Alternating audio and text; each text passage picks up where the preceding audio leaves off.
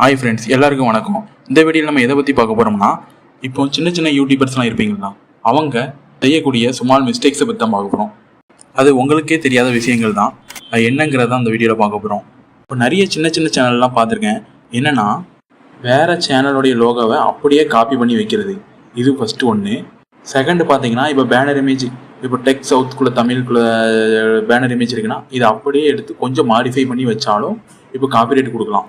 இப்போ அந்த சேனல்காரங்க வந்து இப்போ குரோம்லேயே ஒரு இமேஜ் எடுத்து டவுன்லோட் பண்ணி அவங்க லோகோவோ இல்லை பேனர் இமேஜோ வச்சுருந்தாலோ இப்போ அவங்க ஆல்ரெடி வச்சுட்டாங்க. அதனால் அவங்க தான் ஃபஸ்ட்டு ஓப்பன் பண்ணியிருக்காங்க. அப்படிங்கும்போது நீங்கள் வச்சிங்கன்னா உங்களுக்கும் கண்டிப்பாக அவங்க காப்பிரைட் ஸ்ட்ரைக் கொடுக்கலாம். 100% இது ஸ்ட்ரைக் கொடுக்க வாய்ப்பு இருக்குது. முடிஞ்ச அளவுக்கு இதை நீங்களே க்ரியேட் பண்ணி நீங்களே லோகோ பேனர் இமேஜ்லாம் நீங்களே க்ரியேட் பண்ணி வச்சுக்கிடுங்க. இப்போ வெரிஃபிகேஷன் சேனல் இருக்குதுன்னு வச்சுக்கிடுங்களேன். இப்போ பெரிய பெரிய சேனல்ஸ்லாம் இருக்குன்னா அவங்களுக்குள்ள இதை எடுத்து நீங்கள் வச்சிங்கன்னா கண்டிப்பாக யூடியூப்பே உங்களுக்கு ஸ்ட்ரைக் கொடுத்துருவாங்க. அதை வந்து கொஞ்சம் அவாய்ட் பண்ணிடுங்க. இப்போ பெரிய லெவலில் பிரச்சனை இருக்காது. நீங்கள் உங்கள் சேனல் வந்து வளர்ந்து வரும்போது உங்களுக்கு பெரிய லெவலில் பாதிப்பு இருக்கும். அதனால் கண்டிப்பாக அதை ஒமிட் பண்ணிடுங்க. காப்பிரைட் இல்லாத இமேஜாக இருந்தால் உங்களுக்கு பிரச்சனை இல்லை, ஒன்றும் நோ ப்ராப்ளம்.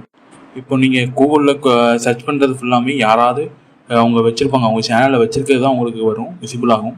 அதனால் நீங்கள் அந்த இதை பண்ணாதீங்க, ரொம்ப கேர்ஃபுல்லாக இருங்க. இந்த வீடியோ எல்லாருக்கும் பிடிச்சிருக்குன்னு நினைக்கிறேன். அடுத்த வீடியோவில் பார்க்கலாம். பாய்.